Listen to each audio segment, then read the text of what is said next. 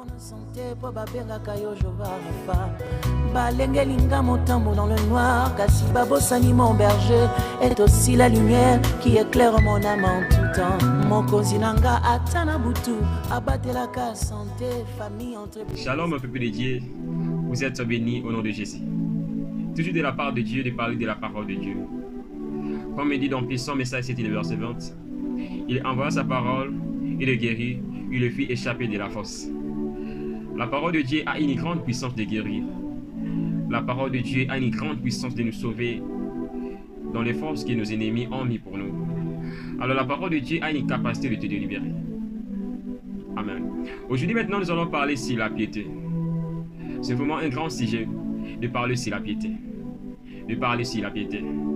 C'est un grand sujet réparti dans 4 parties. Et aujourd'hui nous allons parler de notre partie, de notre première partie qui est comprendre la piété.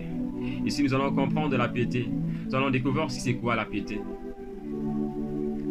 Là où il n'y a pas la définition, il y a une grande déviation. Vous connaissez la vérité et la vérité vous affranchira.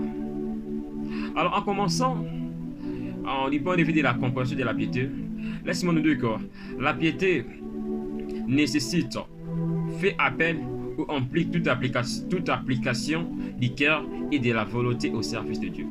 La piété implique ou nécessite toute application du cœur et de la volonté au service de Dieu. Cela veut dire quoi? Que la piété c'est une question de l'application du cœur et de la volonté au service de Dieu. Au service de Dieu. Ici c'est une question de comprendre que quelqu'un qui vit une vie de la piété, c'est quelqu'un qui est au service de Dieu. Alors celui qui est au service de Dieu, c'est un serviteur de Dieu. Alors un vrai serviteur de Christ ou de Dieu, c'est un témoin de Dieu. Un vrai serviteur de Dieu, c'est un témoin de Dieu ou un témoin de Christ. C'est-à-dire, c'est une personne qui témoigne Dieu partout. C'est une personne qui témoigne Dieu tout autour de lui. Nous servons Dieu en témoignant de lui tout autour de nous. Dans notre entourage, c'est vraiment un espace approprié pour servir Dieu. Tout autour de nous. Alors, nous servons Dieu en nous appliquant dans des tâches pratiques qui nous sont confiées. Alors, tu peux servir Dieu par ta bouche, en prêchant la bonne nouvelle.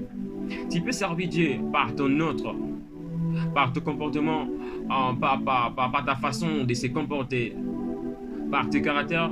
Tu peux servir Dieu. Tu peux servir Dieu. Tu peux servir Dieu. Alors, celui qui sert Dieu, c'est tout simplement une personne qui est de la part du Seigneur. C'est toute personne qui est de la part du Seigneur. Dans Jérémie chapitre 2, verset 2, il est écrit, va écrire aux oreilles de Jérusalem. Ainsi parle l'Éternel. Je me souviens de ton amour lorsque tu étais jeune. Je me souviens. Alors, ici, ce verset nous parle d'un serviteur qui parle de la part du Seigneur.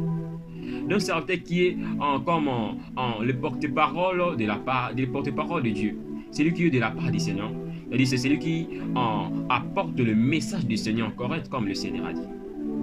Comme le Seigneur a dit. Alors témoigner de Dieu veut dire parler de la part de Dieu. Témoigner de Dieu veut dire parler de la part de Dieu. Démontrer toutes choses de la part de Dieu. Même avec ton travail, tu peux témoigner de Dieu. Celui qui témoigne de Dieu, c'est celui déjà qui sert Dieu. Alors, par tes carrières, tu peux aussi témoigner de Dieu.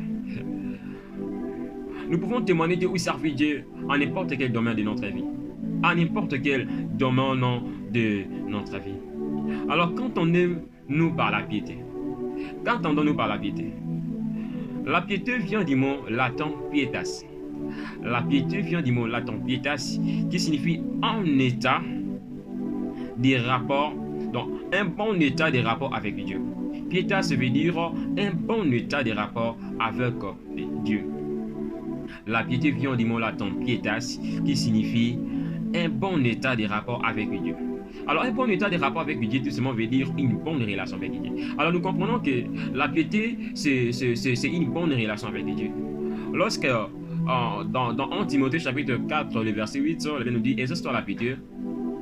Cela veut dire tout simplement la Bible nous pousse à se perfectionner pour avoir une bonne relation avec Dieu. Pour avoir une bonne relation avec Dieu. J'aimerais encore de répondre Ce verset dans 1 Timothée 4, 7 à 8, repousse les contes profonds et accides. Exerce-toi à la piété, car l'exercice corporel est utile à peu des choses, tandis que la piété est utile en tout, ayant la promesse de la vie présente et de celle qui est à venir. La vie de la piété, c'est une vie d'assurance. La vie de la piété, c'est une vie d'assurance. Alors la piété signifie un bon état de rapport avec Dieu. Un bon état des rapports avec Dieu. Un bon état des rapports avec Dieu. La piété implique tout ensemble l'application du cœur et de la volonté au service de Dieu. Vraiment gloire à Dieu. Exerce-toi la piété. Exerce-toi la piété. Voilà, c'est ça la fin de notre première partie. Maintenant, dans notre deuxième partie, nous allons parler sur comment vivre la piété. Soyons-là nombreux de la part du Seigneur. Que Dieu nous bénisse.